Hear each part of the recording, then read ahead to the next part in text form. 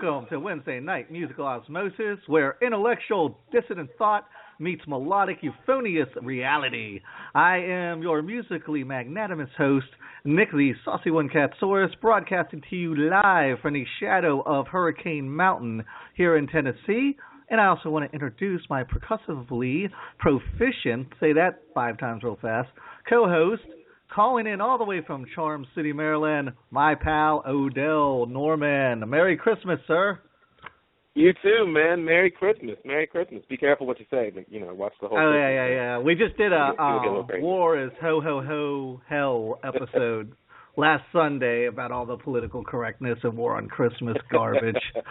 And this week, not lurking in the shadows, actually going to be at the forefront for this episode. She's usually pretty in the background on the music show, but since she loves all things Christmas, our amazingly juvenile producer, Danielle D. Prizer. I'm dying. I'm just another day and a half, man. Another day and a half, and then I have 2 weeks off of work, and I'm so excited. And then, starting, Tuesday, I have 2 weeks off of school, too. So I'm like, yeah. So, yeah, it's going to be freaking awesome. I can't even. But for now, I feel like Christmas Sunday. We're opening our presents Sunday. So it's extended Christmas for us. Oh, my gosh. Oh, yes. I can't wait. I'm like, all right. Wipe the drool off, Homer. I know, right? Well, and it's not so much about what I'm getting. It's I cannot wait to see to see everybody's faces. I can't wait. It's going to be awesome. Very nice. So I started the episode with my favorite song, my favorite Christmas song. And I wanted to ask you guys, starting with Odell, how important was Christmas music in your house growing up? I mean, I know people like us who have the musical bug and who are musicians, really have a love of music. Was Christmas music really important in your household growing up? It was pretty big. It wasn't we weren't the family that had the piano and everybody gather around and and sing carols. The Cosby sweater.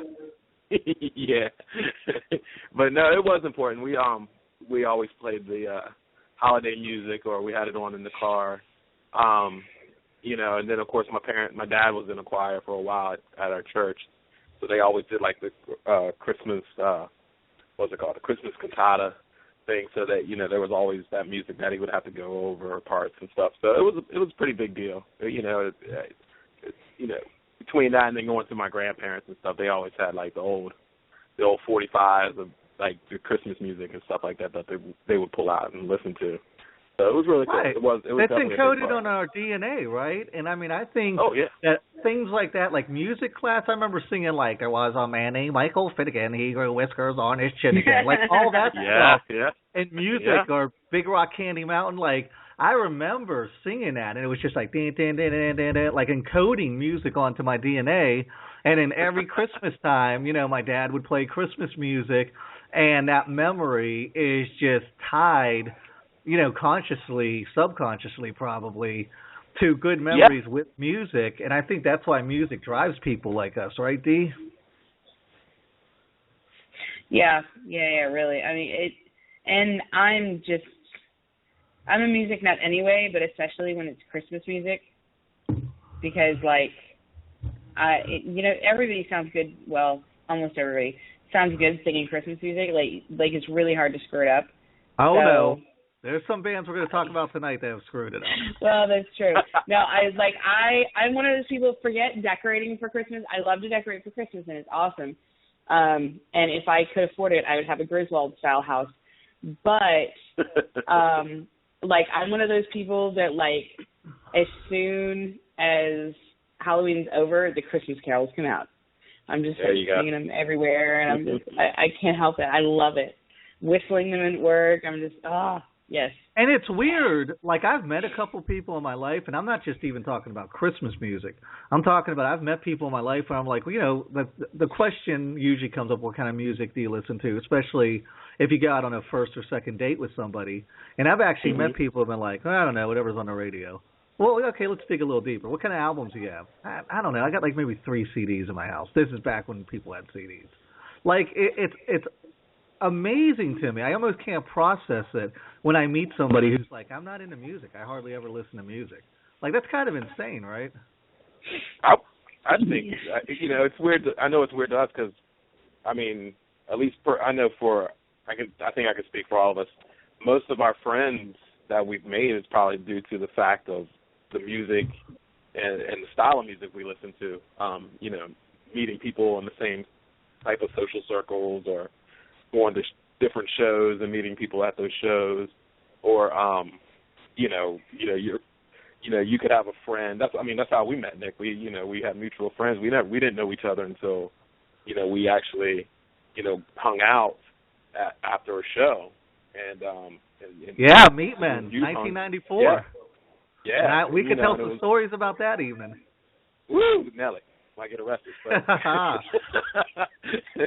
But that's all pretty much due to the fact that we all had the same similarities in music and musical taste. So, to me, it's weird when somebody is like, I just listen to whatever. That's cool. I'm like, man, you don't understand. Yeah, I mean, but maybe people look at me and they're like, wait, you don't watch sports? You don't like any sports? Right. Maybe they think the exact same thing when I tell them. They're like, how can you not be into any kind of sports?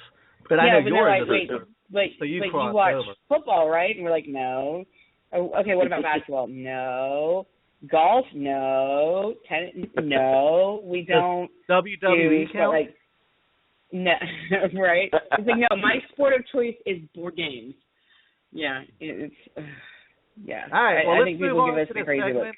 because we've got lips calling in, and I'm hoping that Joey Vindictive actually sent us in. He's got a new Christmas album coming out with his new band, Fairy Wonderpuss, and he sent us over an awesome song. He just got out of the studio the other day and sent it to me. And if he could find a minute, I think he has a show tonight. If he could find a quiet spot, he's calling in. But we'll at least play a Vindictive's Christmas song and a Fairy Wonderpuss Christmas song. We've also got Lips calling in here in a couple of minutes from Anvil. We all know Lips. Coming up on the show Friday, actress and artist Alexandra Lee. Sunday, we are going to do a special kettle of fish. We're going to talk about MASH a little bit, probably like a quick 10 minutes of talking, and then we're going to play our Jamie Farr episode from over the summer. That way people could have easy access without having to listen to an hour of ignorance equation to get to the interview. Then the following Wednesday, Odell, I think you're tied up with holiday plans with the family. So our pal Warlock, who you guys might have heard on our Wilmer's Park Tribute show, is going to help me interview Corey, Corey Clark, the singer of Warrior Soul. Then the following Friday, Adrian Marvel is calling in. That's actually Christmas night to play me in trivia.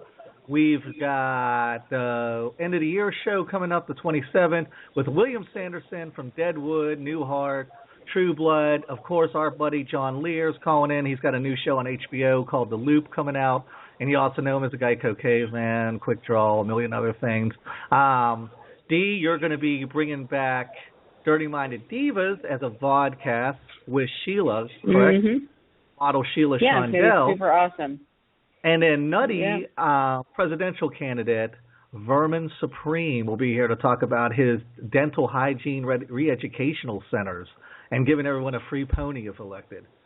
So that'll be a great show. And then last show of the year, the 30th. Odell, who are we having on Musical Osmosis on the 30th? Oh, Joe Guevara, the Dead Milkman. I can't wait. I'm giddy. I've had a lot of people,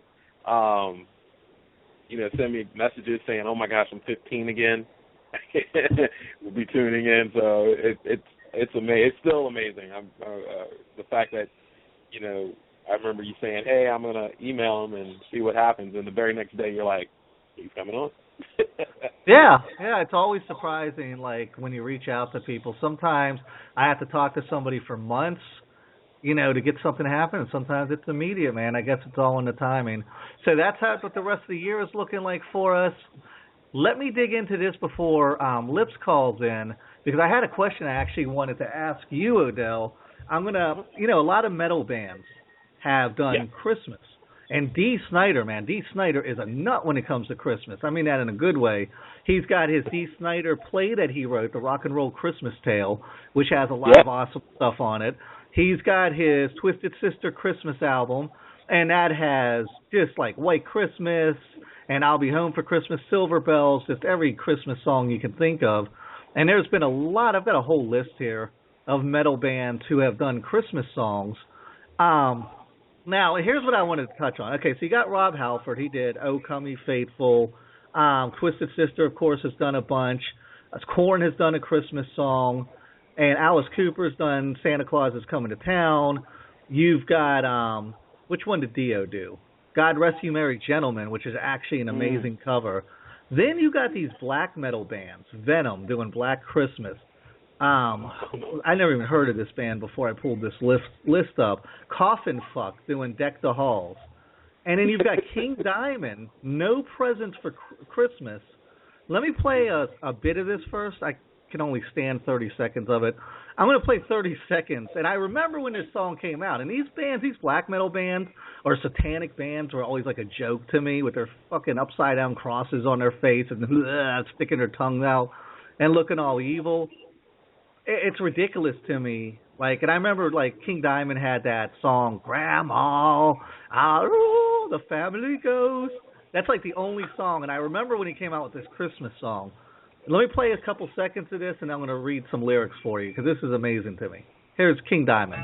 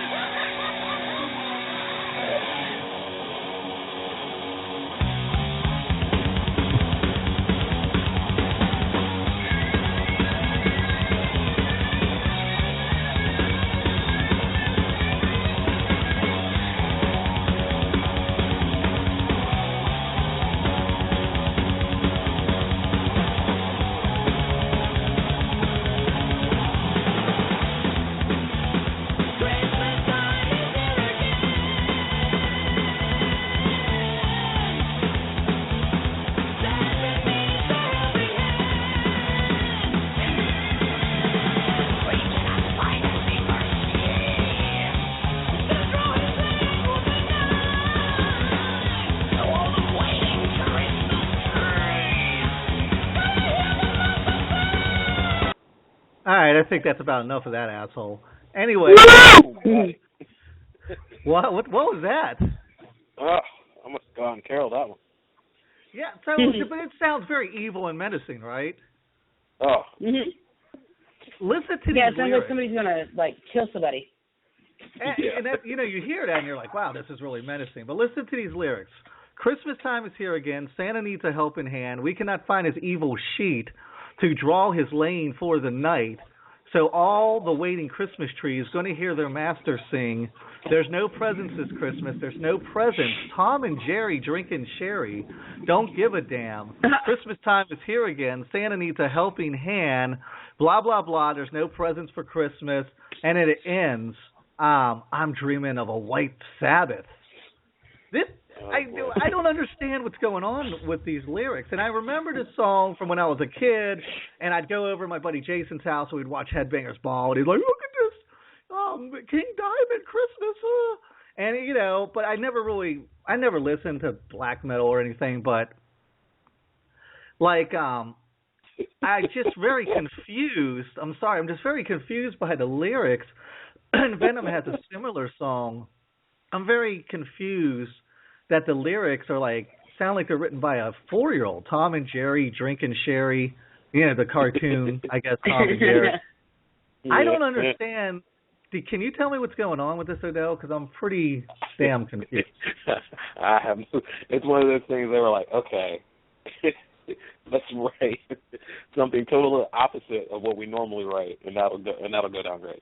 And I don't know if that came from their label. It's like, hey, you know what would be catchy? Do a Christmas album. And then right. Sitting in a room. I couldn't imagine the writing process of that, because the music is not bad. Like, the music is pretty, you know, also they start singing, you're like, what the heck is this? I'm just trying to understand the intent. Like, is it supposed to be funny? Is it like everybody was like stoned out of their mind and just writing up just bullshit? Like, did they ad-lib it and just record the lyric? Like, I don't understand the intent of the song. A song has to has like some kind of symmetry to me and make some kind of sense to me. And that song just doesn't make sense.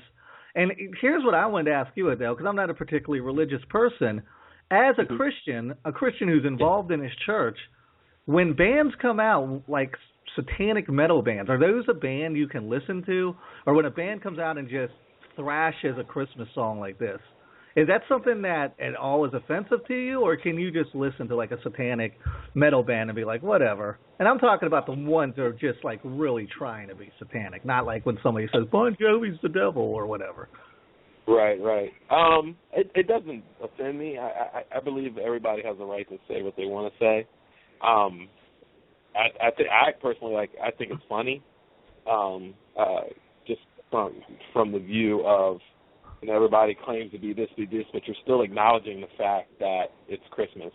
You're still acknowledging that the fact that it's, you know, the given holiday for to recognize Jesus' birthday. So to me, it's just like, okay, you know, that's the very. I don't take too much into it. I never really have on that basically on that side of things. I mean, I know like, some of these guys take it seriously, like some of these black metal bands from like Finland or Sweden or whatever.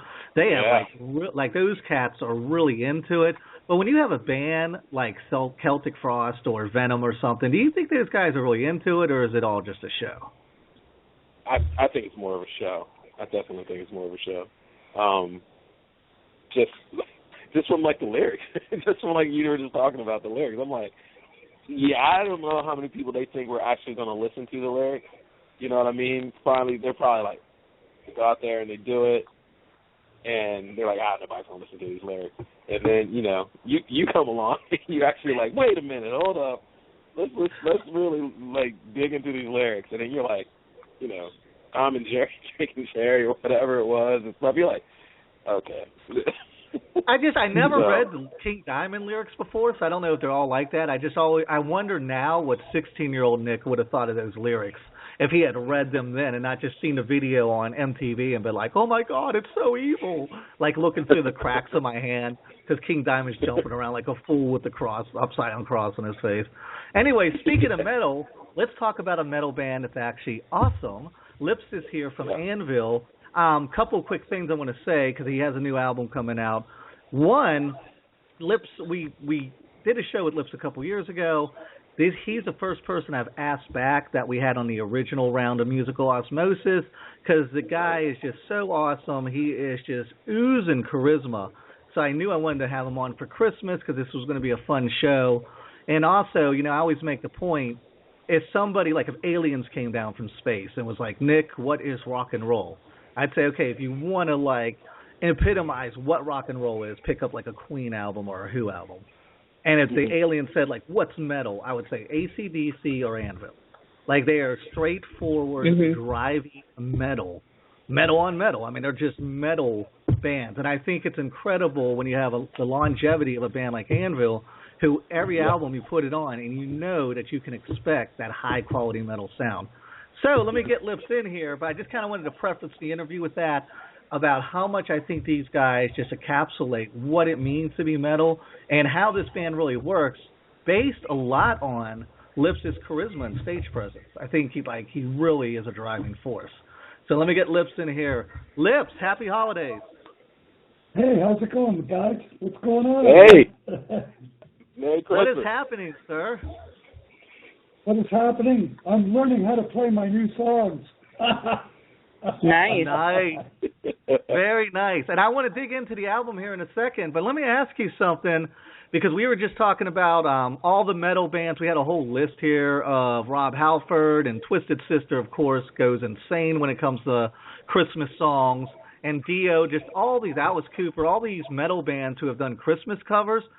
Are you for that? Do you think that's a good thing, or do you think it's kind of cheesy? And how come Anvil has never done that? Well, actually, in answer to that, real quickly, I did do a guest spot on a Christmas album with for Ronnie Dio's wife, for Wendy. Wow. It's like a Christmas thing. And I went in and I sang Frosty the Snowman. Honestly. Very nice. Is this something recent, or was this years ago? Bumblefoot, or whatever that guy's name is, did the guitar work. I don't know who else was on the recording. I can't remember, but I know that Bumblefoot was the lead guitar player. Was this a recent thing? I came in and sang a couple of years ago. 2 years ago. Very nice. I don't know how that wasn't on my radar, because I was looking through a lot of Christmas stuff. And also, one more thing I wanted to hit. I think Lemmy's on that one as well. Really? Oh, wow. Well, damn, I'm definitely going to have to dig in and find that then. Oh, just silly ass shit, you know. So you're for the a lot of fun, but you know. So you're pro Christmas songs from metal bands, then? Because I like them when they're done right. And another fact, actually, CBC, which is the Canadian Broadcasting Corporation, up here in Canada, much like your ABC, but it's a CBC. We did a rendition of Hanukkah O Hanukkah. What? Very nice. That's awesome. Hey, let me ask you about Canada as far as traditions, because I actually was doing some research for the show, and I pulled up a couple things they do in Canada I've never heard of. Have you heard of Jananine? It says here people dress up in costumes, knock on people's doors, and disguise their voice, and the person who answers the door is supposed to guess who they are. Have you ever heard of this? No, I've never heard of that. I don't even know what that is. I don't know what Providence That sounds fun. Yeah, I looked this up, and they also have a taffy pool. They said that's real big in Canada. Young people make taffy together. Is that something that happens? I've never heard of it. Hey, and I'm not the guy to ask. I'm not your typical Canadian. I'm not your beer drinking on the corner kind of guy. You know what I mean? How is Christmas different up there? I know you guys have like Boxing Day and stuff. I mean, is Christmas a pretty big deal? Like, I know it's probably not commercialized like here in the States, right? Oh, of course it is.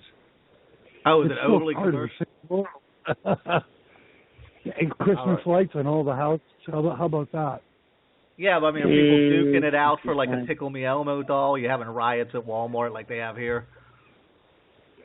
No. Well, the malls are really pretty packed, you know. Mm-hmm. Yeah. And right on. Makes sense. Everybody's flogging their sales, trying to sell shit. And it's the same old. It's a business thing, you know, as well as it is everything else. I know. I just imagine Canada being so much nicer and cleaner and respectable than what goes on here in the States. Yeah, yeah. You keep thinking they're going to be walking around each other. Thinking, excuse me, there, eh? Oh, excuse me. No. You go ahead. I just feel like it'd be like a really nice vacation. I feel like people in Canada kick ass. Everybody I've ever talked to from there has been awesome. You know. So okay. Is it clean? Yeah, it's clean here. It's pretty and quite relatively safe. I mean, I don't know. All right, well, let's dig into the new album. Honestly, got a chance of getting fucked up anywhere you live. That's true. Agreed, very much agreed. Okay, so Lips, new album, Anvil is Anvil. Tell us about it. I know it's coming out in February. Do you have a steady bass player right now? Are you taking somebody different out on tour and recorded the album? What's going on with your bass player? Actually, we got a bass player well before we recorded this album, and in fact, we got him soon after we recorded the other album, the last Hope album. in Hell. Yeah, because what it was is he was coming to rehearsal and being our rehearsal bass player here in Canada. So then we ended up, the guy who we had, he lived down in New York, he no longer, it was too difficult, the distant thing. We rehearse every day. We're an very active band. If we're not on the road, we're at rehearsal. And if he can't make it to rehearsal, somebody else will. So as it turns out, this guy did for over a year and a half, as a matter of fact. So in the last sort of stages, when we went out on the road, the last about it's almost 2 years ago now. The bass player that we did Hope and Held with, Sal, he played that half of their American dates with us, and the second half of the American dates our current bass player did. Gotcha. When we came home and went to go back, the next guy, the other guy's already playing in the band, but that was not before he'd been everywhere else in the world before we got back to the States again. It's actually quite interesting. Okay. Yeah, it sounds like, bands go to... Good. There's no transition because the bass player that we had at rehearsal was rehearsing with us before we went out on the road, and then Sal would play with us. So the guy that we replaced him was actually in the band at home, but we'd leave him at home when we'd go on tour. Whoa. So did that cause a lot of conflict, or was everybody cool with that? No, and eventually what happened was, like on the last tour with Sal, we had Chris come with us. So then he could have an opportunity to actually watch the show a multitude of times before even playing a first gig. So he knew all the things he had to do, where he had to be on stage at a certain points in the show, what was expected of him, and everything. So it's quite remarkable. So there was like zero transition. So you knew Sal. But it went in a real positive direction immediately because Chris is far better vocalist. Cool. Like it's not even the same world.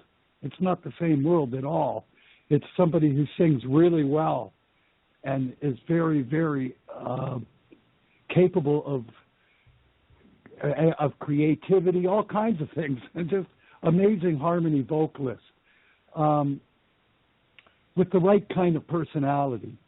So on top of that, which is like the cherry on top, this guy can play like unbelievable bass player. Wow. Do you feel like that changes the whole dynamic of the band when you bring somebody in who's so different, or do you still feel that like it's a solid Anvil trio like you had before with Sal? So it actually feels a lot better now. It feels far better now. It's hard to even to begin to explain what the differences are. There's so many little aspects that have so vastly improved. It's hard to even to begin to explain. But a great deal of it is what we're playing and singing at the same time, and what notes, things like that. You're just going, oh my God, that's unbelievable how that sounds. Like there's a whole new creativity in the vocal aspect of the band that's never been there. Wow, so that's got to fire you up in the writing process and everything, right? I mean, that's got to give it a whole new dimension. Absolutely. So, this is the first time that that in a very, very long time that, usually when I did all my vocals in the studio, it was 99.9% all me singing.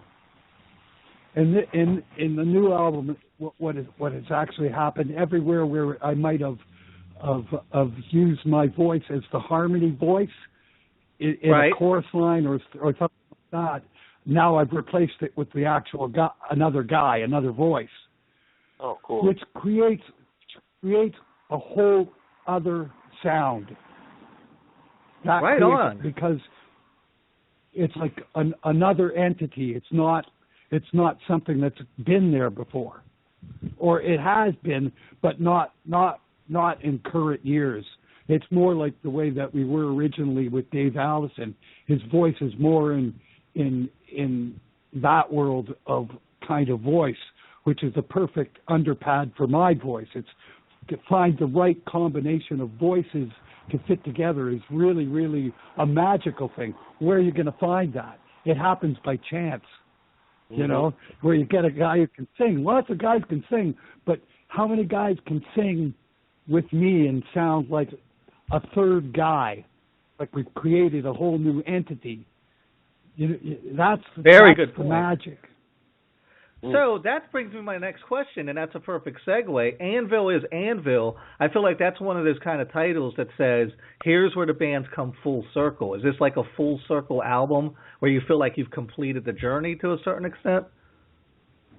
I think that what it is they're all kind of areas of things that we've done all through the years, but these are the best renditions of those same worlds. I guess that's the best way I could describe it. So how do you stay inspired to keep writing new stuff? I mean, you guys have a huge catalog going back like 30 years. What the writing process, how do you get inspired to fire out new ideas? Because, I mean, that's got to be a lot of work. No, actually, it's really the opposite. Because I don't really look at it as work. It's something that I derive an incredible amount of enjoyment out of. So you don't really look at it as work. As far as coming up with ideas, it's really, really endless. Honestly, it's really endless, and you're only limited by your imagination. So if you haven't got much of an imagination, you can run a well dry easily. But that's not the case with me, because I find that the mix and match aspect and looking in obscure places, there's a never-ending amount of library material to draw influence from. Particularly for me, because you have to understand that because of my age group, people are not going to be expecting anything but what they've heard from us, and that's what they're going to hear more of, but more in a much more organized and clear fashion. That would be the best way to describe it. I think I have gone full circle in the way that when I was young, I would write songs innocently, and I would write the song in and around the way that the chorus line worked. Right. Which is the proper way to write. It seems so simple, doesn't it? But as you get older and more experienced, and you start longing to push the parameters. So you push the parameters with your arrangements and everything else. We went through an era through the 90s where we were making songs that were far more intricate in the sense that you're putting more parts into the songs that are actually, they're not really necessary. You're just putting the parts in the songs because, it fits, so we'll do it. You're not really thinking about the whole overall picture that you've changed the feel in the middle of the song and now it's ventured off into La La Land and peculiar. Yeah, that's a huge trap a lot of bands fall into, I've noticed, who have long careers. Yes. I don't know, just sort of getting lost in arrangements, like going crazy, throwing everything and the kitchen sink into it. And when you come to realize, well, what am I doing? And where I came to that crossroad was working with Bob Marlette. And Bob Marlette is a producer that's worked with Sabbath and Alice Cooper and an endless list. Wow. He did the last. In any case, the last two Anvil albums previous to the new one, and it was like going to music university. Amazing. And he actually reminded me about how to construct songs. He goes, I listened to your first song and I heard you, your first few albums, and then I heard you just guys go on a fucking tail chase, you know? He says, you got to center your songs in and around your chorus lines. And as soon as you do that, you've identified your piece of music. So if you've got a great chorus line in your musically speaking, you know, and have identified it that way, you can be sure that the second that you add vocals, you've got something that's going to be something that you're going to remember. So right. I've been on this back to the where I started from now for the last couple albums. So it's much more in line with it, you know, as the producer that I worked with. This is the album that should have happened probably after Metal on Metal or Forge in Fire, but it didn't. Gotcha. I mean, that's having said that, you know, that isn't what came next. There's a lot of things that came next, but that took us to where we are now. So it's quite interesting. The production is amazingly clear and punchy and powerful. I'm very happy with that. We went to Germany to record it. Wow. Tried something completely different. We changed where we're managed from and how we're doing business, and that's made a substantial difference. So we're about to embark on probably the biggest and longest, most substantial tour in our entire career. And we're going out with Udo. We're going out with Udo Dirk Schneider for 47 shows all over Europe. That's amazing. Yeah, I didn't even know he was still putting out music. I remember Accept, and I remember when he went solo. And that's, I mean, I got to imagine you guys get a huge... Well, this is a particularly special tour for Udo because this is all specifically Accept material, and the final tour that he's going to perform this material on. Really? So now he's got his own band that is slightly obscure in the United States. God only knows why, because it is every bit as good, if not better, than what Accept was. But it sounds like the real Accept, like the Accept that did Balls to the Walls. Right, It's actually quite fascinating, really. And so, along with that, actually, speaking of Balls to Walls, that's actually the studio in which we recorded. Is in the same studio that album and song was recorded. So this is some kind of insight as to the kind of the people that we're dealing with and who we got to know. Nice. Can you feel the history when you walk into a place like that? I mean, does that resonate with you? Does that have importance where you can actually feel the energy, knowing you're standing in all that history? Well, what's really amazing, as the producer was telling me, every time you go into the washroom, just be sure that you realize that all the tile work and all the construction of the entire bathroom was actually built by Udo Dirk Schneider himself. Right. Wow. Yeah. Odell, I'm sorry, I've been kind of overrunning you. There's a history there. There's a definite history there, and it's a great place. Really serene, separate. Like we were kind of baffled. Okay, it's in the middle of a farm field, basically, behind a farmhouse, in this big square kind of building that was once probably a pig stall. Oh, wow. But of course, it's been completely renovated and turned into a studio / rehearsal room / storage, a big square building that's been all renovated. So you're driving through the German countryside to get there. Quite incredible. I was going to So say, you get that's there, incredible. and they're going, and these guys are locking the door of their car, and I'm going, who's gonna be walking in the middle of this wilderness? The Right. car that's gonna go in the car, man. Like, really? Man, that paints an incredible picture. Odell, I've been kind of talking over you here. Why don't you get in here?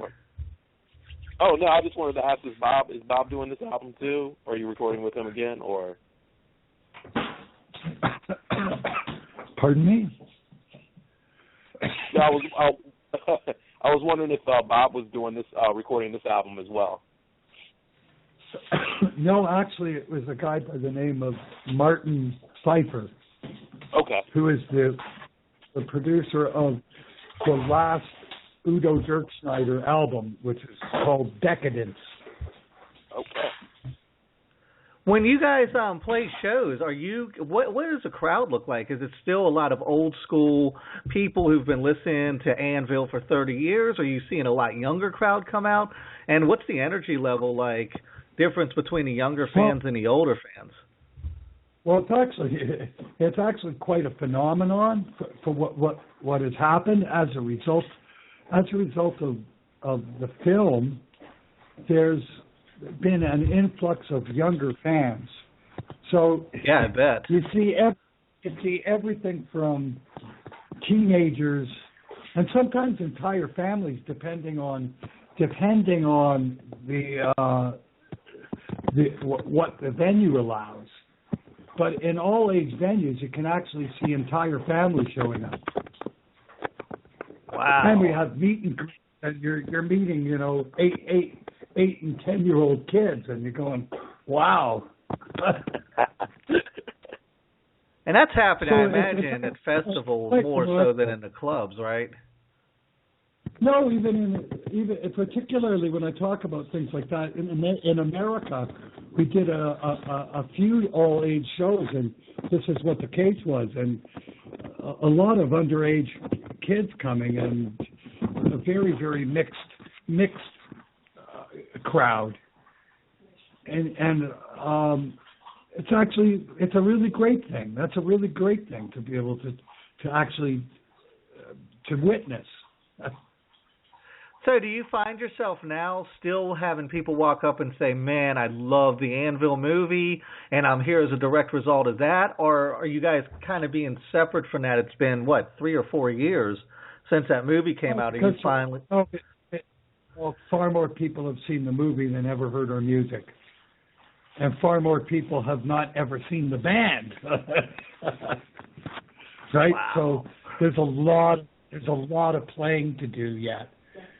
That movie was so phenomenal. I mean, I can attest for it. Like, I heard a little bit about you guys, but then seeing that movie, I was just like, man. And then I got into your catalog, and that movie's still amazing. I tell people, like, at my work. The audience for the movie and the audience for the music are actually quite separate.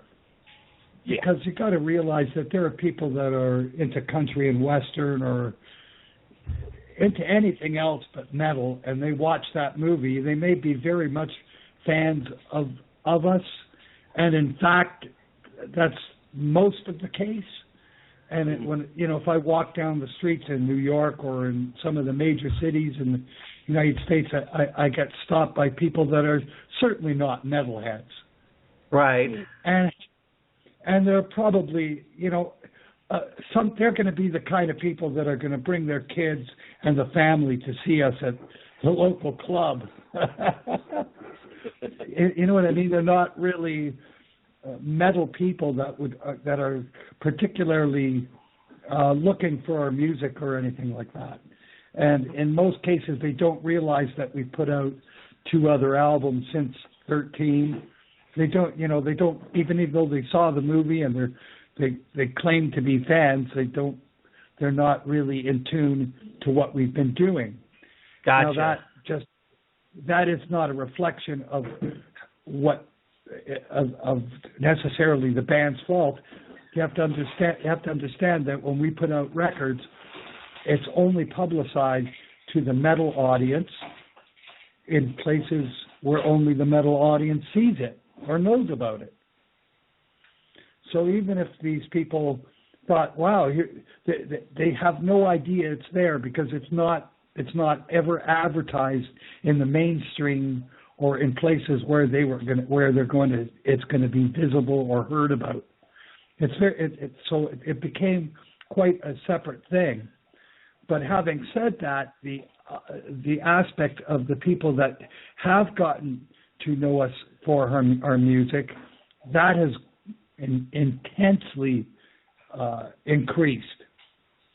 So it's all positive, but it's like I said, that there is a separation because many people who have seen the movie will probably never see us live and probably never own our music, but yet claim to be full-on fans of the band, and I'm sure they are, and they're the people that come up and ask me for my autograph and take a picture and shake my hand and that kind of stuff. It's all that good. movie touched a lot of people. I mean, even people who, like you said, weren't into metal, in the country, whatever. I mean, that movie was so powerful, it could cross all genres and touch everybody. So that's an amazing thing. Well, that's precisely what it did, and that's what I'm trying to explain to you. So it's a movie-going audience versus music audience. They're really two different genres. Sometimes they can coincide. I mean, they did for the great part for Elvis Presley, but I don't think it's going to work for me. All right, last question, and then we got to move on. I don't know if this was internet rumors or if there was any kind of truth to this, but I heard things buzzing around a couple years ago, and that's kind of faded, that there was going to be a follow-up movie to that. Was that a real thing, or is this just more internet rumors type stuff? Well, actually, the truth be told, they're still compiling footage. Oh, wow. Oh, yeah. So then this may still happen. Whenever there's... Yeah, it is happening, but it's a very slow process because we want to show growth over a long period of time. And the only way to do that is to take a long period of time. So that's what's going on. All righty. Well, I wish you all the success in the world on that, Lips. It's always a delight to have you on. Like I was saying in the opening, you have so much charisma. It's always awesome talking to you. Why don't you let everybody know the exact, I know it's February. What's the exact date the new Anvil album's coming out? The exact date is February 26th, and we're looking forward to it. And it's an extremely intense, full-on album. I'm very happy with it, and I'm sure that everybody else will be too. Probably the warmest to the ears, as they would say in Germany. Very nice. All righty, sir. You have an amazing holiday and a good Christmas, and we will catch you next time around, Lips. Okay. Thank you, bud. You guys take care. Have a good night. You too, sir. You too, sir. Thank you. Bye. All righty, there we go. Lips from Anvil. Odell, I've already interviewed him before, so I knew what I was walking into. Like I said, oozing charisma. I'm sure. I could listen to him. That's one of those guys that you could, like, if you ever meet him in person, you just want to sit down at a table and have a beer and just, like, listen. Oh, yeah, I would love to have a beer with Lips. and just like listen to the stories, man. Because like you were talking about the movie and everything. That's what I got from the movie. It's like that's a blueprint for a lot. You want to see, like not giving up, not, perseverance, definitely. Yeah, perseverance to its max. It's like that movie, that band, and you can tell by the excitement he still has for playing music. It's incredible. Yeah, and I mean, I always wonder, being in a band myself when I was younger and now being 44, and I know we've talked about this before on the show, like, if I had become successful with Even Steven, could I be 44 and still out there pounding the pavement and touring the world? Or would I just not have the energy for it and be like, what always amazes me too? Are bands that I see who haven't released an album, and I'm not talking about high-energy punk bands like we had Larry on from Pegboy. I'm talking about bands from the 80s who play the same 10 metal songs from the same 3 albums from the 80s over and over for 30 years. I don't know how they do it. I don't either. Insane. I went to see Deep Purple and Dio and the Scorpions, and dude, it was like they pulled the guy from Scorpions out of a fucking block of ice. And they chisel him out before every show. And he's like, hello, beach, are you ready to rock it? Rock you like a hurricane? And I had to listen to the Scorpions. This was at, I think it was at Wolf Trap, like maybe in 2002, 2003. Wow. And I hadn't listened to a Scorpions album in 15 years, and I recognized every fucking song. And I was like, have they not written anything since, like... Some of them, I mean... There's a lot of stuff catered to them now, dude. There's a lot of tours and festivals. I forgot what channel we have on here, but you can watch and you'll see like the throwback metal festivals. I mean, look how much money like Poison, like Def Leppard, and those bands make. They tour every year together. I think it's Poison, Def Leppard, and somebody throw Rat in there, and they tour, and it sells out, man. They play Merriweather all the time. Sells out, and they. When was the last time you heard Rat with an album? Or I didn't even know Steve Pierce was still alive. Here's the question though: what's a bigger nightmare? To be stuck in a cubicle, like pounding in the same spreadsheets for 30 years, or singing "Pour Some Sugar on Me" for 30 years? I think I would eat a fucking bullet if I had to sing "Pour Some Sugar on Me" for 30 years. Well, Pour Some Sugar on Me made them a lot of money, so he probably has no problem sitting up there, I mean, heck, look at Geico. Look at what is it, Europe? Final Countdown, man. They're I guarantee you they're out playing again because of that freaking commercial. I guarantee you they're going to be out playing again. Is that what you want to be doing? Like, I couldn't imagine even Steven playing FBI guy for 30 years. There's still, because we've evolved since then. Like, I didn't want to play FBI guy when we were getting shit together for our second album. Never happened. And I was like, office politics and FBI guy again? Give me a break, dude. We played these songs like 600 times. And some of these bands are afraid to take that step and get out there. They're afraid to fail, man. So they just rest on those laurels, man. And then you have, I mean, heck, look at Metallica. For how many years was it until they finally put out, new stuff? It was like, Injustice for All, if I'm not mistaken. They toured off of that forever. And then they went through that period. And then it was almost like, okay, what do we do now, guys? Are you being kind because it's the holidays by prefacing it like that? And then all of a sudden they went back to what they did. Finally, they went back to the original stuff, and they were like, why? Almost like what Lips was talking about. It's like we did all of this stuff to get back to what we're true and what we're good at, what we should have done the whole time. But it took all of that to get to that. I was sitting there like, man, Metallica went through that too. But I can respect that, dude. Like, I can respect if a band starts in the 80s, rocks, hits a low point in the 90s where they're kind of like trying things and it's not working, and then they come back in the 2000s and we're like, dude, we're going to bring it back to basics.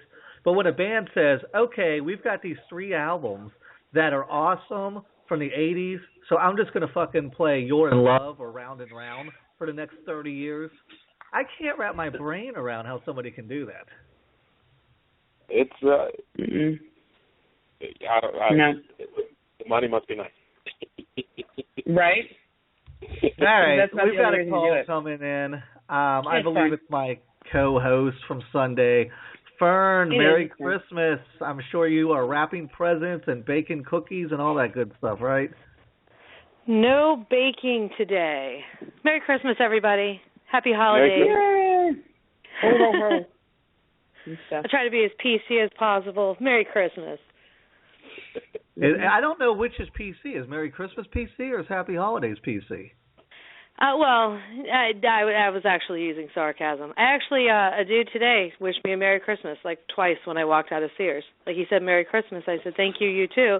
And I don't think he heard me because he's like, hey, Merry Christmas. And I'm like, Merry Christmas to you. So I was really surprised in retail that they were actually doing that. I thought it was great.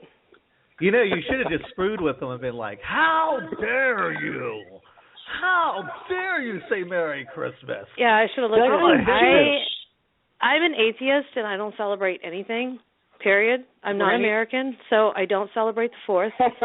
And you can take that Merry Christmas and shove it where the sun doesn't. No, I wouldn't do that. I'm too nice of a person.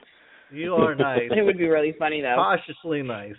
All righty. Well, we were talking about music. Let me ask you the two questions we discussed earlier. And, Dee, you can chime back in on this, too. One, I'll break this up in two questions. One, how important was Christmas songs to you growing up in your house?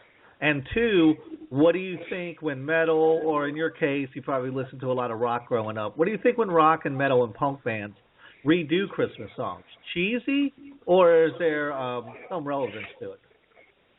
Well, Christmas music, I mean, like we heard Christmas music growing up, but it wasn't like an integral part of Christmas like it is now.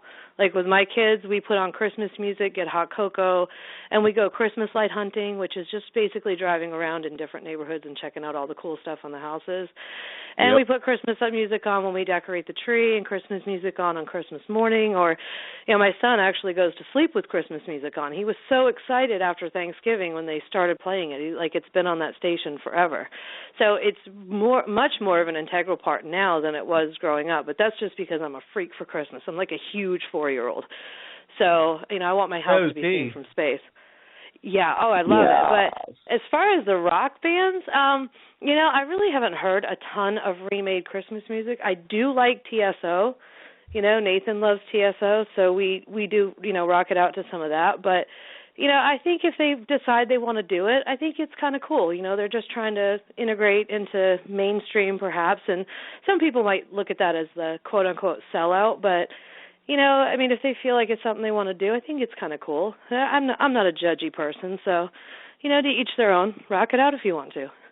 All right, well, speaking of rocking it out, let me rock it out with something silly here. I've got so much music here, I don't know what I'm going to get to in the next 40 minutes. But let me rock this out. Have you guys heard goats singing Christmas carols? No. Goats? Like the actual animals? Like goats, like the actual animals. Oh, man, the War on Christmas people are going to flip their lids over this. So somebody put together a bunch of clips of goats and put it to Christmas music. And I've got a little sample here. So everybody grab your Santa hats and get ready for some goats wishing you a Merry Christmas.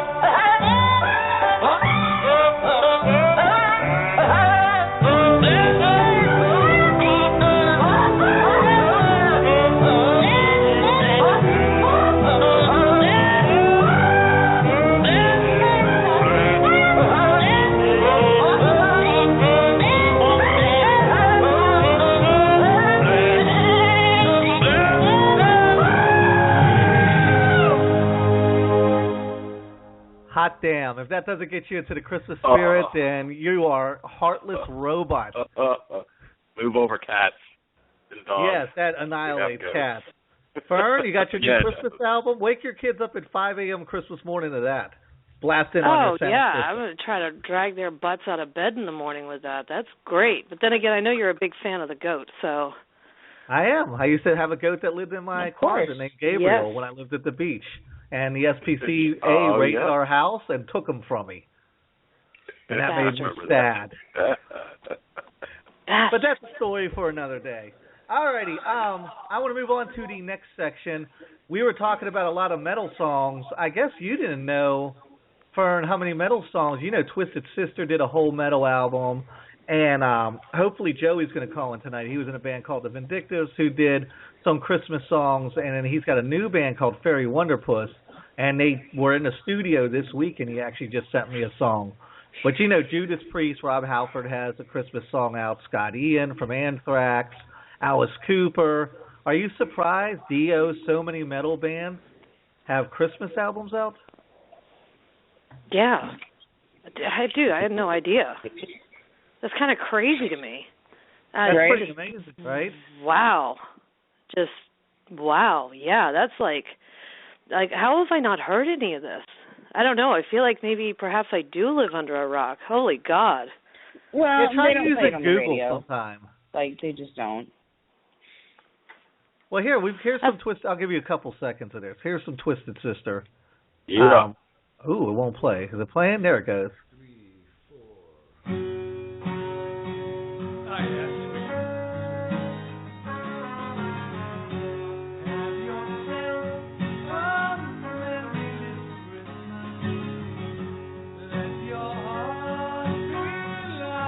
And this is Dee Snider doing Christmas carols.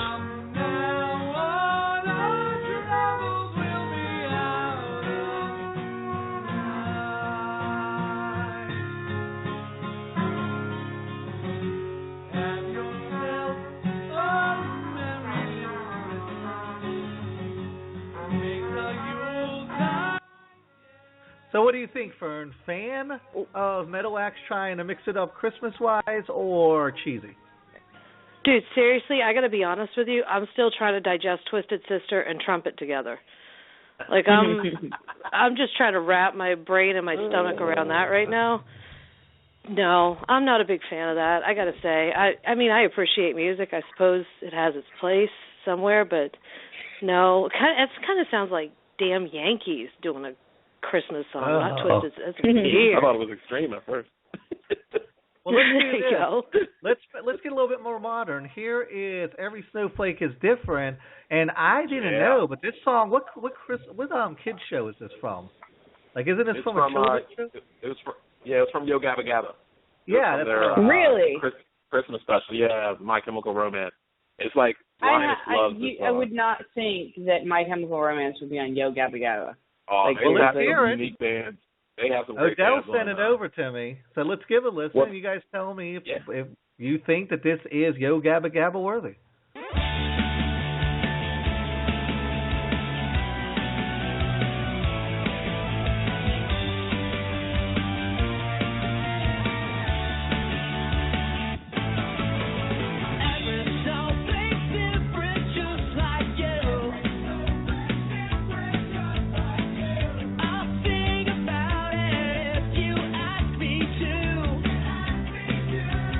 Different shapes and different styles.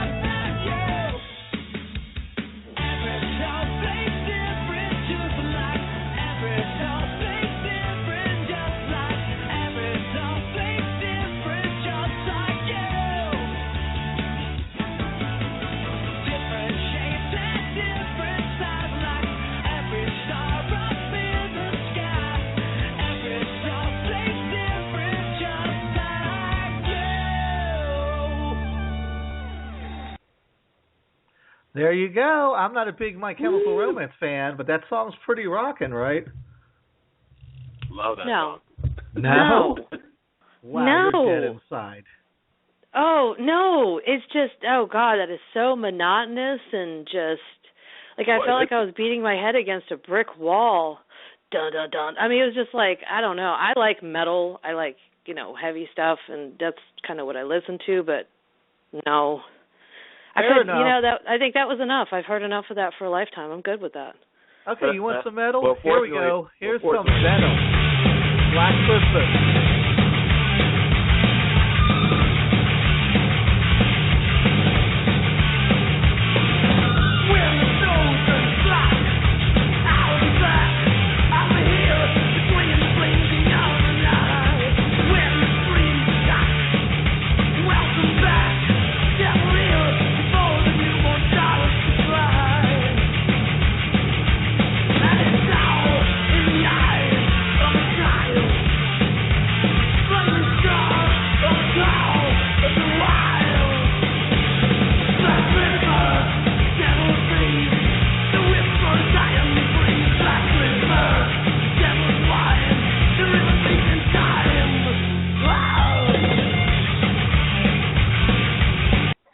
Now, I think that's horrible.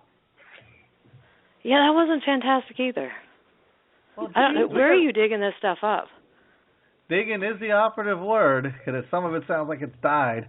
All right, let's do this then. Let's try this and see if this will touch you. This is the Vindictives. Let's throw some punk into the mix. Nothing for Christmas. This is Joey's band. Tell me if this rattles your cage any better. Happy birthday to you. Happy birthday to you. Happy birthday, dear Jesus. Happy birthday to you.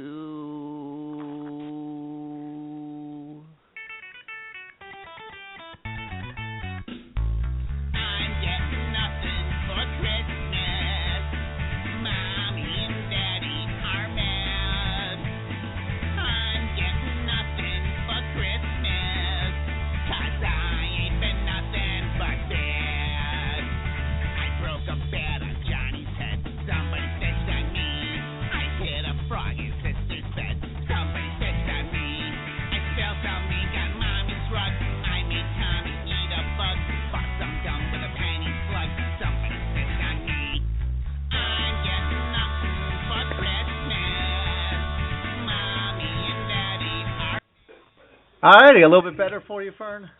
Oh, that's my favorite so far. Actually, I think I like that better than the original.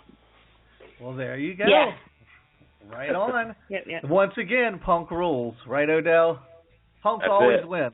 Punk always saves the day, doesn't it? All right. The punk covers are usually the better ones too. I mean.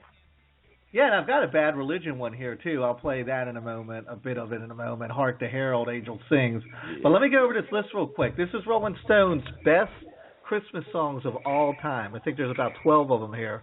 You guys tell me yay or nay. Darlin' Love, I never even heard of. Have you guys heard of Darlin' Love, Christmas, Baby Come Home? Is that the Christmas Baby? Yep. That's Santa Baby. Yeah, it's Santa Baby. Oh, no, that's Santa Baby. I listened to it today, and I thought it was pretty good. It's kind of Motown sounding. What's it called? I know which one. Christmas Baby, Christmas Please Come Home. I don't think I've heard that. No. Okay, let's skip to John Lennon, Happy Xmas. Yeah. Have you guys heard that? That's a great one. War's Over. I don't think so. Yep. I think That's I've heard War's that Over. one, and I think, yeah. You've heard it. You've had to hear it, because, I mean, some of these I didn't even know that I had heard, but I had heard that song before, and that's on the list. Okay, Mariah Carey, All I Want for Christmas. I listened to that today. I thought that song. I hate that song. I hate that song. I can't stand Mariah Carey. She used to be able to do that screamy thing, really high-pitched crap, but I can only hear that for so many decades before I'm sick and tired of her. And God, thank God I'm not the only one. Oh, God, no. And then after she and Nick Cannon were married, and then she, like, basically kicked him out or whatever because she was always being a mean little snot chick. She's a total diva. Like, if you've ever actually seen her being a real human being, she's a complete and total diva. She's totally freaking stuck up. She's not. I can't stand her. And she's old.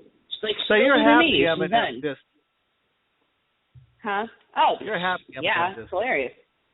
Oh, yeah, totally. All right, yeah. Beach Boys, Little Saint Nick. I think it's too surfy sound. It didn't sound like Christmas music to me. Oh, yeah. I've heard song, Surfing dude. Santa. Like, there is a song called Surfing Santa. So, yeah, it's cute. Why not? It's not definitely Beach Boys. It's definitely Beach Boys. Oh, yeah. Now, here's a good one that was in Home Alone, and I didn't even know I knew this song. Chuck Berry, Run, Rudolph, Run. I thought that was a great song. Yep. Yeah. Yes. Good stuff. I Yes. guess we all agree on that one, too. All right, Let's hit Adam Sandler, the Hanukkah song. Made the top 12. Anybody who says that song sucks, I'm going to have to disconnect you. So I hope we're all in the same camp. No, that's an awesome song. I think he made a new one, if I'm not mistaken. Really? He made a new version. He made an updated version of it, with, like, different people. Oh, nice. I'm going to have to find it. Mm-hmm. Yes. All right, let's keep going on the Rolling Stones here. The Ronettes, Frosty the Snowman. Just sounded like a typical Motown version. I wasn't touched with it. Yay or nay? I guess you guys probably aren't even familiar with it. Okay, this was horrible. Bono, Phil Collins, Boy George, Sting, George Michaels. I don't know how you get all these entertainers together and cut like a 12-minute song that sucks so bad. But Band-Aid, do they know it's Oh, yeah. Anybody ever heard this train wreck of a song? Heard it? I know it. I have not heard this song. Not that I'm aware of. Yeah, it's something about, do they have Christmas in Africa or whatever? And it's I don't know. If you actually listen to the words, it's actually kind of depressing. But like because Tears for Fears is on it. There's a whole bunch of people on that bad boy. Yeah, like everybody in the universe is on it. And well, you want to talk depressing? Like I put on a video today. I was listening to some of these for that John Lennon "War Is Over" song, and it's supposed to be a Christmas song. And it's all these like images of children being like dead children in the streets and stuff. And I was like, well, this isn't getting me into Christmas spirit. This is freaking horrible. Yeah. Yeah, but that's what before. That was John Lennon. So that was sort of a, hey, everything's good here, but remember what's going on overseas type deal. Yeah, I get it. Just it was depressing. Now, in contrast, we've got Paul McCartney, "Wonderful Christmas Time." I'm sure you guys heard that song. I love that song. I love that song. I'm a huge Beatles fan anyway, but yes, definitely. That's the best part. There was like no dead kids from the Sudan in that video. No, and there's little kids singing too, so it's like it's super cute. Yeah, those kids are singing. They're not sitting there with toe tags on them or whatever. Yep. Okay, all right, I know them all. Jingle Bell, Jingle Bell, Jingle Bell Rock. I think everybody knows that song, right? Yeah. Classic. We all good with that one? Yeah. All righty. Next up is Darlene Love again. She did this song for Saturday Night Live called Christmas Time for the Jews back in 2005, and I watched a video which is actually just claymation of her singing it on a show, and it was just awful. Have you guys ever seen that? Never heard of it. No. Okay. Oh my goodness. I think I got one. Oh, there's another one. Kanye West. I've never heard this before today. Christmas in Harlem. You can go ahead and just fast forward through that Kanye one. West, she lost me. You can just go ahead and fast forward through that one. What is going on with this guy? That guy is on a whole. I used to really like Kanye West, like pre-Kim. I think it's Kim. I'm telling you, man, it's the Kardashian thing. It's like is it the Kardashian effect. I think it's the Kardashian effect. Yeah. I really do. Those women are like Ebola, right? I think so. Pretty much. Yeah, because it just, I mean, somebody can be cool, and then they get a Kardashian, and everything just turns into this giant, crazy circus. It's like being on 19 Kids and Counting. Once you've done that, there's no coming back. There's just, or being friends with Sarah Palin. You just can't do it. Nope. Oh, God. God. Well, there you go. So you guys, you know how many different Christmas songs are out there, hundreds, if not thousands. Does Rolling Stone have it right? Are those the 12 greatest Christmas songs of all time? I think they go by album sales, and so I think, like, if it was my personal belief, my favorite Christmas song is the one. It's Stevie Wonder. They actually turned it into an Apple commercial. Like, it's like him and his daughter is singing it. But he did that song years ago. Like, you know, that was actually. Oh, that's his daughter? Yeah, that's his daughter. Seriously? Yeah. Oh my gosh. Yeah, when the apple does not fall far from the tree, let me tell you what. No. Like, I know which one you're talking about. She is amazing. Absolutely. If you get they have that one, and they have the Tony Bennett one with Lady Gaga. Like, that's the one I saw first, with Tony Bennett and Lady Gaga singing It's Cold Outside. And I was like, oh, that's pretty cool. And then I saw the Stevie Wonder one. I was like, that is banging. Yeah, that's his that daughter. Is great. He actually, they did a Grammys. You know how they do the Grammys tribute to a particular artist? Well, this year they did it to Stevie Wonder. And she came out because the song Isn't She Lovely? That's his tribute to his daughter. So when he was in the middle of that song, she came out and sang "Isn't He Lovely" to him. He didn't even know she was coming out. Oh, wow! Reversed it. But yeah, it was a tearjerker because you're like, wow. Because if you listen to the original recording, his daughter, he's like bathing his daughter. You can hear all the little. He put all that stuff in there, like hearing her as a baby and stuff in the song. But my favorite, besides that, is the David Bowie, Bing Crosby. That Drummer Boy, I think it is, Little Drummer Boy. You know, David Bowie, anything, yeah. Awesome. I can imagine. I don't think I've heard it, but I can imagine. Oh, Nick, you've seen it. Like they're both wearing the ugly Christmas sweater, like the red. And David Bowie's on the piano, and Bing comes in. He's like, "Hey, David. Hey, Bing," and then it starts singing. And you're like, you never would imagine that in a million years. But I know. It worked. Yeah. I always get him mixed up in my head. He did a song with Mick Jagger, right? Like, don't they have a duet? And then who was it that did Say, Say, Say with Michael Jackson? Was that Billy Joel or was that? Paul McCartney. Paul McCartney. Paul McCartney, yeah. I'm really digging deep in the memory banks. All right. So, Joey is in a new band called Fairy Wonderpuss. He was in the studio this past weekend putting together some Christmas songs, and he sent us this. It's not a remake. It's actually a song called Christmas Ghost. Let me play this for you guys, and then we got a couple minutes left, and we'll say some Christmas greetings to everybody. So let me play some Christmas Ghost by Fairy Wonderpuss.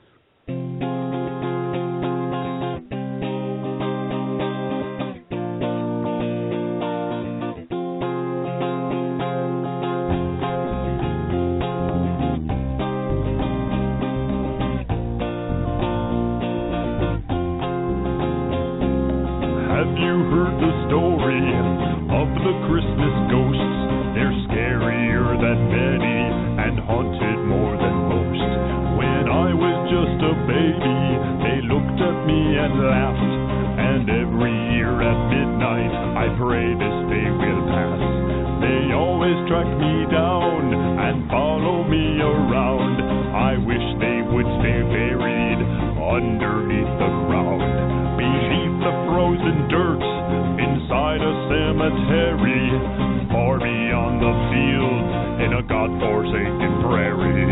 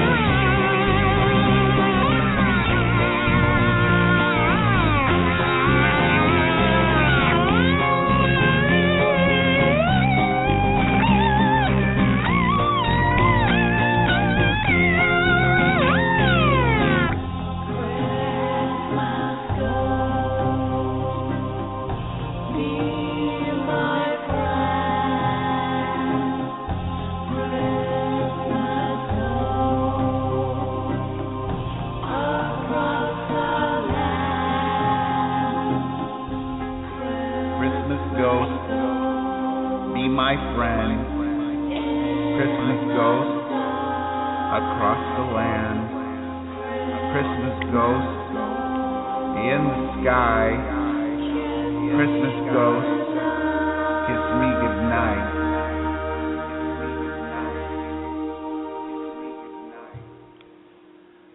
So, Joey's a genius, man. If you've ever heard Joey Vindictive's catalog of every album that this guy touches, it's just completely different. I mean, when you look at even the Vindictive albums, like the first album was kind of remakes of stuff, and then you go into the Vindictive album, The Many Moods of, that we all know, and then Muzak for Robots, and then the other album that was all about his time in a hospital, and then going into this stuff and some of the independent stuff he's done. Man, this guy's just operating on a whole different level, right?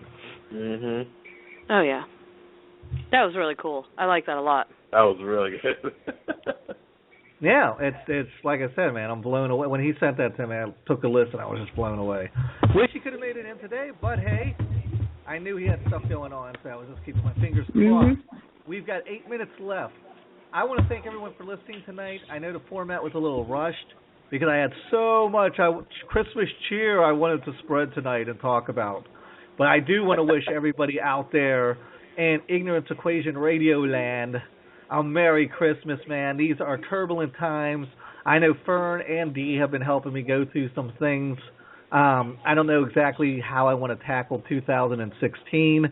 Anybody who follows my videos, and I'm writing for If You Only News now, so anybody that's kind of following what I'm doing can tell that my tone has been very melancholy lately, and I'm trying to be the exact opposite. But things are pretty fucked up in this country right now. Add Donald Trump to the mix, man, and it's like, it makes part of you want to hold those close to you even tighter and appreciate everything you have. But then the other part is kind of like, holy shit, man, am I even going to have a Christmas 10 years from now? Or is this planet going to be a cinder? You know what I'm saying? Very true. So anyway, somebody say something happy now that I brought the whole tone down. Yeah, now I want to go hang myself, Nick. I mean, I was all wrapping presents and being happy and smiles on my face, thinking about how I'm going to trick my kids and give them their cool gift lady. Now I just want to put a cool gun in my mouth. Thanks. You haven't mentioned Donald Trump. Here's one for you. I got one for you. Okay, so everybody knows that Lady Gaga she's a great performer, whatever. Well, just in case anybody missed it, a couple of years back, she was actually on the Muppet Show, or Muppets or something, with Joseph Gordon-Levitt, and they did Baby It's Cold Outside, but flipped so that he actually had the first part and she had the second part. And you know what? I had no idea until I saw that, but he is an amazing vocalist. He's one of the most talented people I think I've ever seen. I mean, he does everything. Yeah, I'd love to pick that guy's brain for a few minutes. Oh, my God. He's great. He sang on the last Muppets. He was on the Muppets a couple weeks ago with the Dave Grohl one. And he was like the main actor, and he sung on that one, too. You're like, whoa. He sung with Miss Piggy. You're like, wait a minute. That's him singing? Yeah, it's him singing. Yeah, he's so cool. Yeah. Actually, he's got and I missed it for like the first year, I guess. He's got a new website that as soon as we're on break, I'm going to actually really dig in and see what stuff I can work on, because he's got hitrecord.org, and they have an entire first season of a show that's on Amazon that you can download or buy on DVD, and they're working on season 2. Well, they do all kinds of collaborations with like vocalists and writers and artists and videographers, and you name it. If it's creative, they do it. And I'm like, yeah. So that commercial where like it's all done with the phone and he's in it and there's all these people singing, that was actually made on the website, and everybody who works on the stuff gets paid, and and he's taking it to the next level. Oh yeah, he's freaking amazing. I'm like, dude. So yeah, there you go. Good stuff. All right. Well, we got 4 minutes, so I've already said my Christmas piece. I've laid my Christmas ghost to rest. Fern, what would you like to say to all the fans, since we won't be talking? Well, no, we'll talk to them shortly this Sunday. We're going to talk about MASH for a couple minutes and replay that Jamie Farr interview. I guess the only thing I can say is thank you. I hope you have an awesome holiday. Whatever you celebrate, just enjoy yourselves, relax. Thank you so much for listening. I'm pretty new to this, but I've really enjoyed, talking to y'all and the fact that you listen. And it's really, it's heartwarming to think that, that this is so much fun for me, and just thank you guys for your support, and just enjoy the holiday, be good to each other, and get the warm and fuzzies. I love warm and fuzzies. They're awesome. Mm-hmm. Fair enough.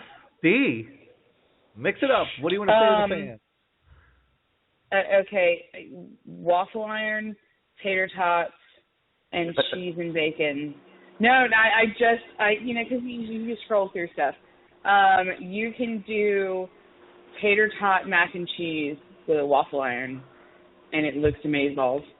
Yum! No, I know, right? You're making that for me when you come in the summer. You're totally cooking me lunch. Keep with the defibrillator handy for all those I know, right? heart There's so attacks. much stuff you can waffle. It's cool, man. Everything is awesome when it's around the holidays. If you don't have anybody to be around, go find people to be around. There are people who have no one, have nothing, and they need love too. And if you have people to be around, just try not to kill them for at least a couple of hours.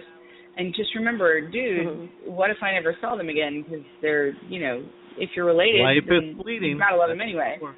And I really, really, really, really, really wish I had a white Christmas, even though we're not going to have it this year, because there's no such thing as climate change, and it's never, ever snowed in December. Absolutely. Squiggle. Odell, my friend, you want to take us home with some inspiring holiday words?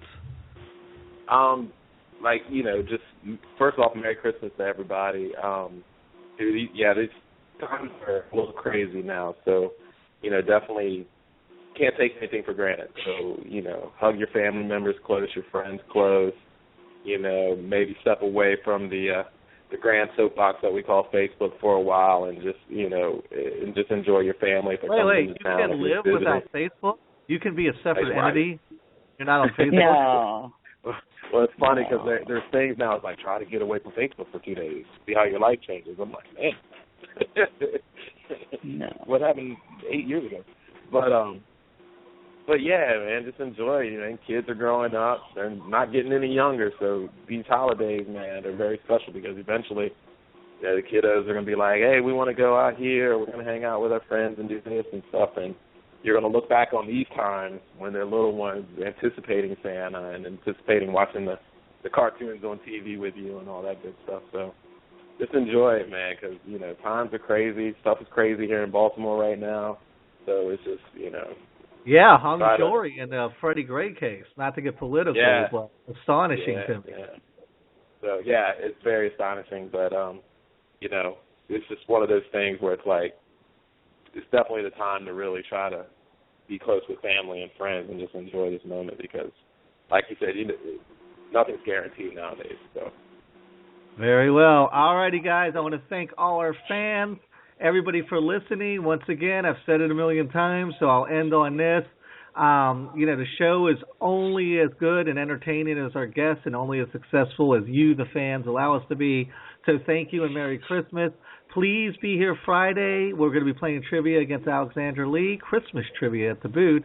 And Wednesday, we'll be back right here.